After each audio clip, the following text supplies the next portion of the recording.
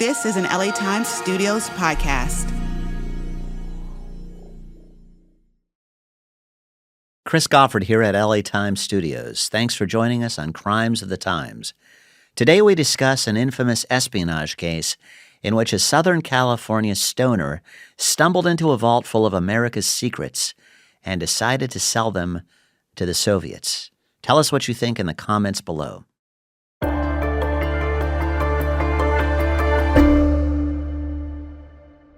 The story of two Palos Verdes altar boys who grew up to be Soviet spies is one that should never have been possible.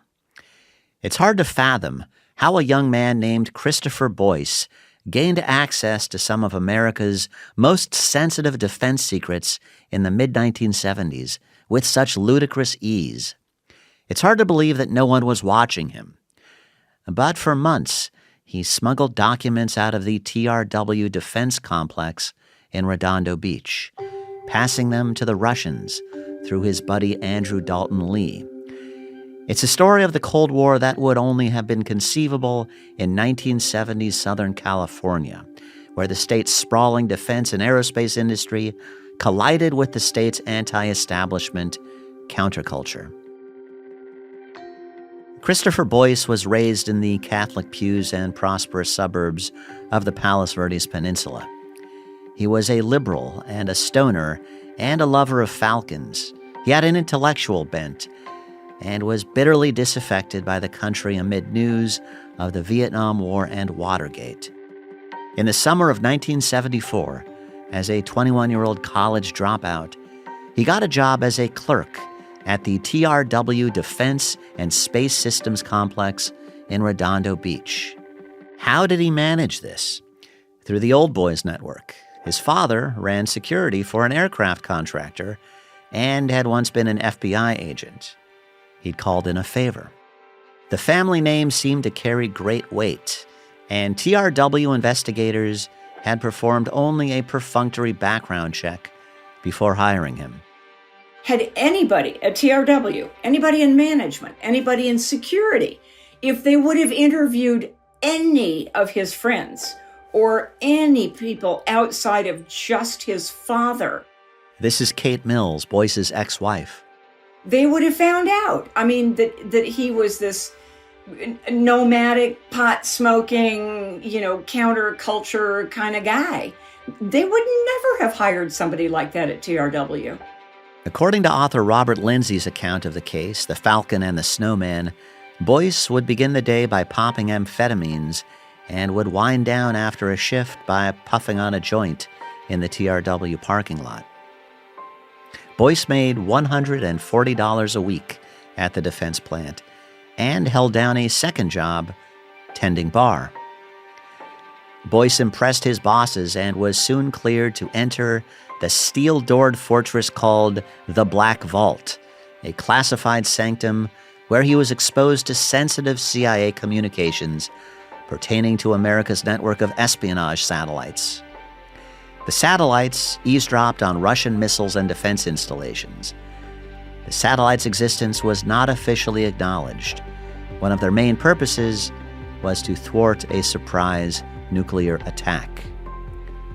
Boyce began reading CIA communiques, and he did not like what he saw.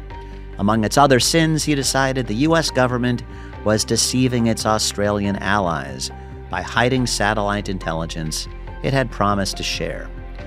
The U.S. was also meddling in Australia's elections. Many years later, Boyce told the Times, quote, "I was just in total disagreement with the whole direction of Western society." How did he wind up in a position to access his country's secrets? He called it synchronicity and seemed to marvel at how easy it was. He explained, quote, "How many kids can get a summer job working in an encrypted communications vault?" Today on Crimes of the Times, the story behind a Cold War spy scandal that only could have happened in Southern California. For the Los Angeles Times, this is Christopher Goffard.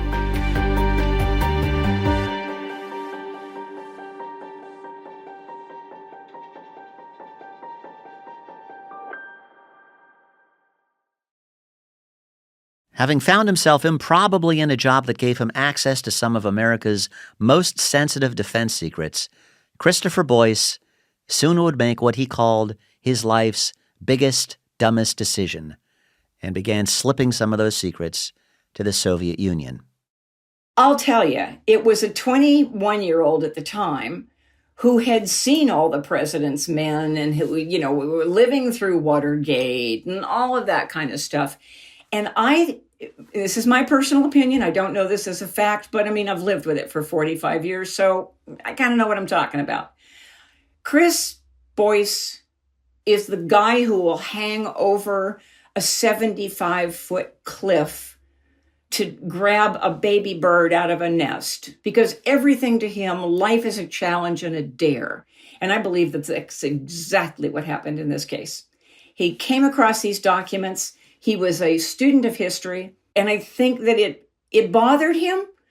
Did it bother him to the point where he thought he was saving the people of Australia? No, I don't think so at all.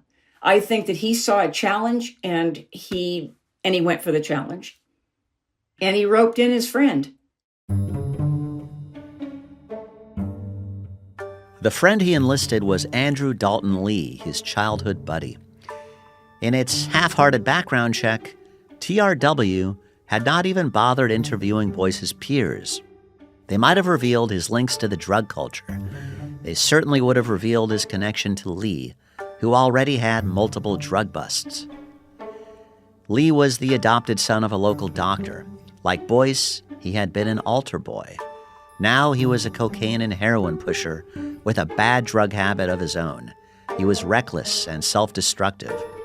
If Boyce had political and ideological motives for espionage, money was Lee's obsession. If TRW would have known for 5 seconds that this is who Chris was hanging out with, holy crap. Lee talked his way into the Soviet embassy in Mexico City and told them he had secrets to sell. The Russians fed him caviar. They began buying classified documents. They toasted to peace. Lee's KGB handlers devised protocols to stymie anyone who might be watching. When he wanted to meet, he would tape an X to lampposts at designated intersections around Mexico City. For more than a year, thousands of classified documents flowed from the TRW complex to the Soviets. Boyce sometimes smuggled them out in potted plants. In exchange, he and Lee received an estimated $70,000. Lee was indiscreet. At parties, he showed off his miniature Minox camera and bragged that he was engaged in spycraft. By January 1977, he was desperate for money to finance a heroin deal. He ignored his instructions from his KGB handlers and one day appeared unannounced outside the Soviet embassy. Mexican police thought he looked suspicious and arrested him, and then alerted American officials. The whole scheme began to unravel from there. Lee was holding an envelope with film strips documenting a secret U.S. satellite project called Pyramider. Under questioning, Lee gave up the name of Boyce, who soon was also under arrest. Their espionage trial presented special challenges for the U.S. Attorney's Office in Los Angeles. The Carter administration was ready to pull the plug on the case if it meant airing too many secrets. So what was the seriousness of the security breach to the United States as it seemed to you at the time? Well, part of that I can't answer, because the actual information that was transmitted by them to the Soviets is probably still classified. I know that there were things that were involved in that case that couldn't reach into our prosecution. It would have been too costly. This is Joel Levine, one of the former assistant U.S. attorneys who prosecuted the case. We had to devise strategies where that wasn't the subject matter of our prosecution. So it sounds like you were kind of walking a tightrope for a while. That's true.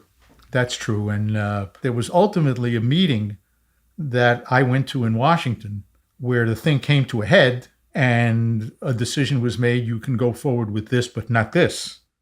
And fortunately for us, there were a couple of more benign pieces of information or projects that we could tap into that could form the basis of a prosecution. And that was sort of a balancing act that continued on for several months. A strategy was devised.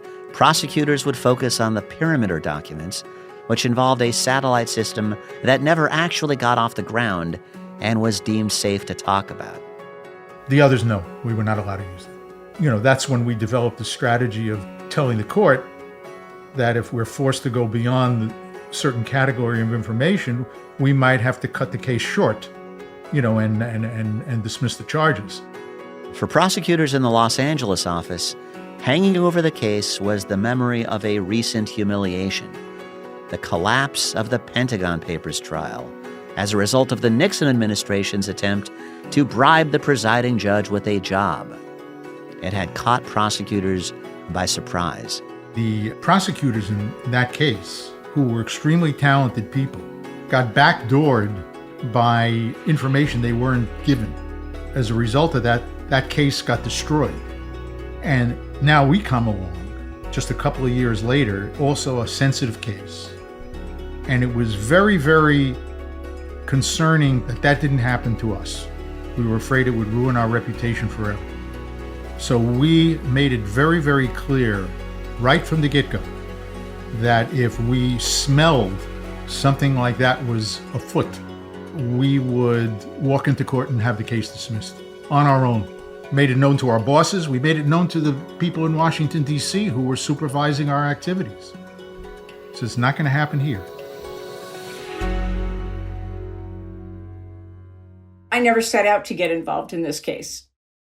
Kate Mills was working as a paralegal in San Diego when she became interested in the case, never realizing how intensely personal her role would be. I read Lindsay's book, and I was absolutely fascinated, in particular, about Andrew Daulton Lee. Now, with the expose of Lee in Lindsay's book, he wasn't some poor innocent kid. This guy was a major drug dealer. He was huge in the business. But there was just something about Daulton Lee, and I just felt so gutted by the whole thing. Chris Boyce and Andrew Daulton Lee were best buddies. And I think that Chris led his friend astray. And I still believe that. I still believe deeply that Chris led his friend astray. Chris obviously was the brains. Daulton was more of the how to make money guy. But I think their friendship was very, very equal. I don't think anybody was the bigger person. I think they were on such an even footing with each other. They had so many mutual interests. I have pictures of them as young boys camping, just the two of them out in the woods and, a campfire and things like that. And I think that was the scope of a lot of their friendship. Politically, they did not share an ideology. Daulton was Youth for Nixon. Chris was a rabid Democrat. The defendants got separate trials, and they turned on each other, or at least their lawyers did. Andrew Daulton Lee's defense was that Boyce had led him to believe he was working for the CIA and that they were feeding misinformation to the Russians. His grandmother was on the stand in the trial as a character witness. And my co-counsel was questioning her, and he asked her a question. He said he was working for the government. And Richard asked her the question, did he say what government it was? And she had no answer. But no, that was Lee's defense that came out pretty early on and consistently. Jurors didn't buy it. They convicted Lee of espionage, and a judge gave him a life term. When Christopher Boyce went on trial, his attorneys also decided to blame the other defendant. Would the strategy work any better for him?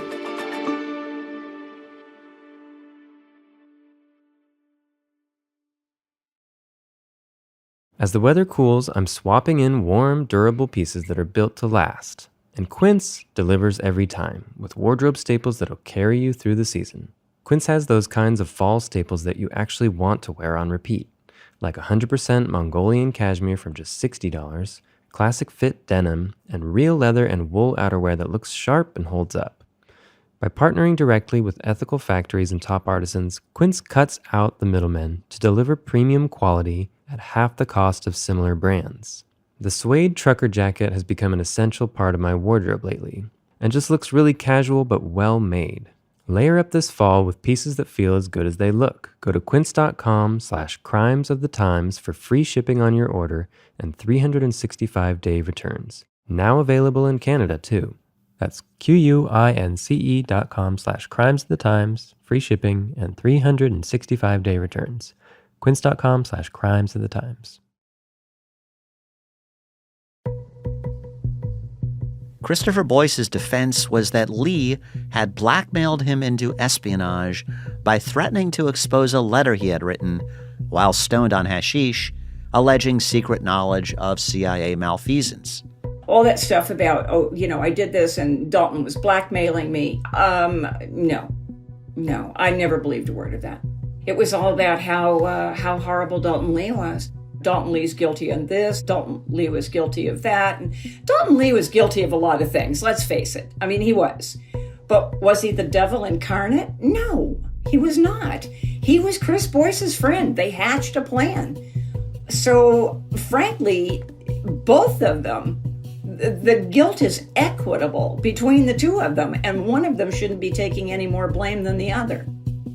And Boyce's defense included the argument that the documents he passed to the Russians contained information that was already available elsewhere. Levine countered the claim. I remember, because I gave the final argument in the case, that if you were in Europe on June 5th, 1944, and you picked up a piece of paper and it had the word June 6th, and another piece of paper had the word Operation Overlord, and another piece of paper had the name Omaha Beach, they would be innocuous pieces of information. You could get them out of any literature. But if you picked up a fourth piece of paper and it said on June 6, 1944, Allied forces under Operation Overlord would attack Omaha Beach and begin the invasion of Europe, that'd be pretty valuable information. Jurors didn't buy Boyce's defense either. They convicted him, and a judge gave him 40 years. Soon afterward, Boyce was in the news again. In January 1980, at a federal prison in Lompoc, he hid in a drain pipe and then sprinted to freedom over a fence. He was on the run for 19 months. He robbed banks in the Pacific Northwest until federal agents caught him outside a burger joint in Washington state. He was convicted of bank robbery and got 28 more years. In 1985, a popular film adaptation of Robert Lindsay's book, The Falcon and the Snowman, was released, starring Timothy Hutton and Sean Penn. Boyce was the Falcon because of his obsession with falconry. Lee, the coke dealer, was the Snowman. The same year, Boyce testified on Capitol Hill about how bleak a life of espionage actually was. There was no thrill, he said. There was only depression and a hopeless enslavement to an inhuman, uncaring foreign bureaucracy. No American who has gone to the KGB has not come to regret it. He spoke of how easily he had been allowed to access classified material at TRW. Security was a joke, he said, and he described regular Bacardi-fueled parties in the Black Vault. He said, quote, "We use the code destruction blender for making banana daiquiris and Mai Tais." Kate Mills thought Andrew Daulton Lee had been unfairly maligned, and she spent 2 decades fighting to win him parole, working without compensation. We started talking, and I went up and visited, and then I represented him at his second parole hearing. And for every parole hearing, every 2 years for 20 years. I think everybody regarded it as a hopeless endeavor.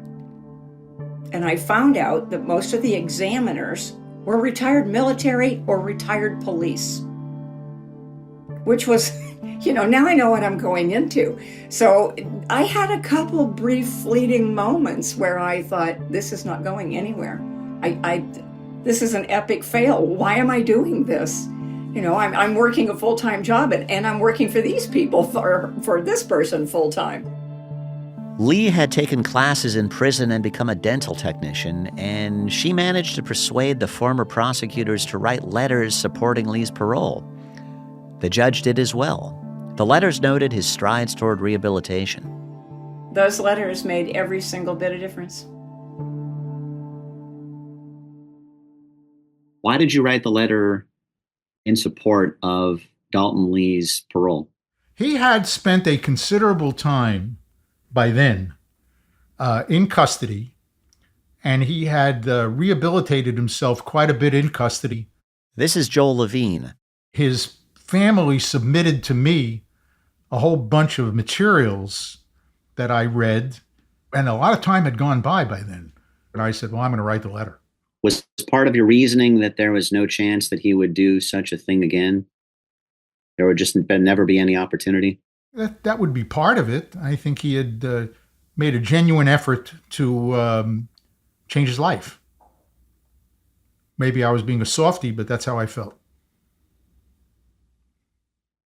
Andrew Daulton Lee won parole in 1998. Kate Mills turned her attention to freeing Christopher Boyce, and she fell in love with him.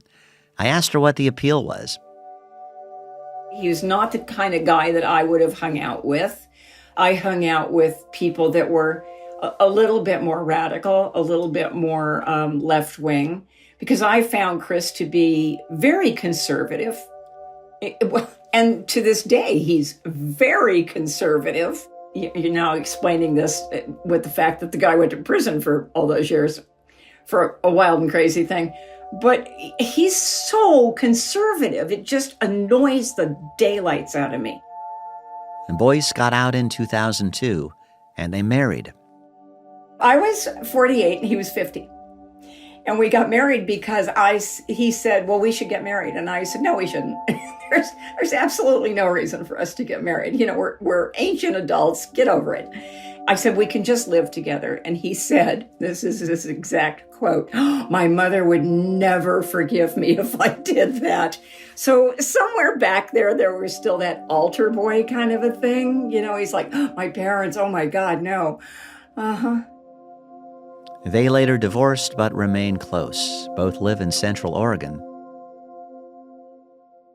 Kate Mills said that Boyce and Lee, childhood best friends and co-conspirators in espionage, have not spoken for 45 years, and that the silence between them continues to wound Boyce.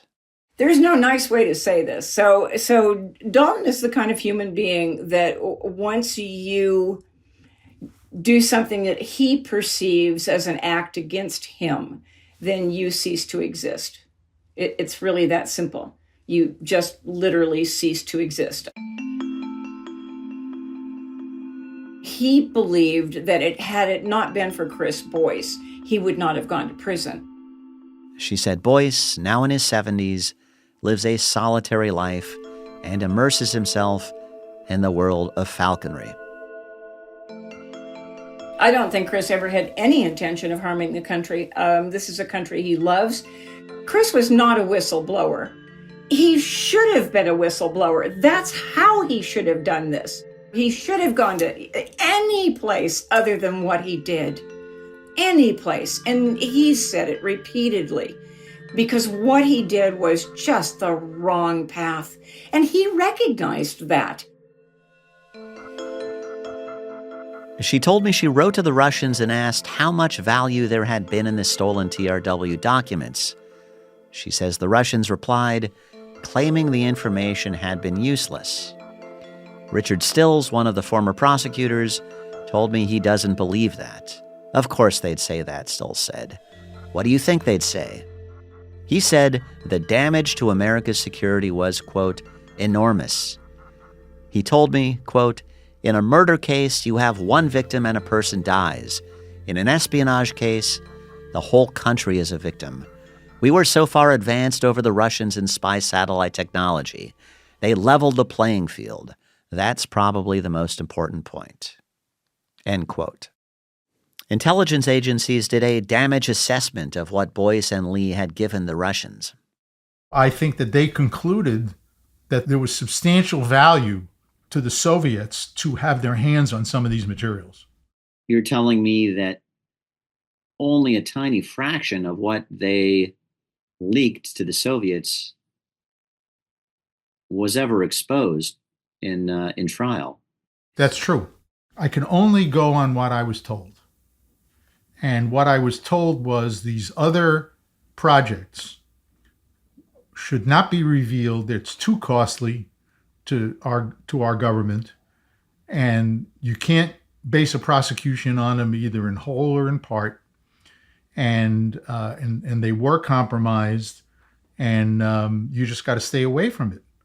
So after hearing that and being told I can't use it, the fast conclusion is that it was valuable. Probably the most poignant moment in the film, The Falcon and the Snowman, focuses on the anguish of Boyce's father, the ex-FBI man. He's sitting with a drink as he contemplates his son's betrayal of his country. He knows it was his connections that got his son the job. He tells the feds not to give his son any special treatment. So, these people probably didn't deserve the agony they went through, both families.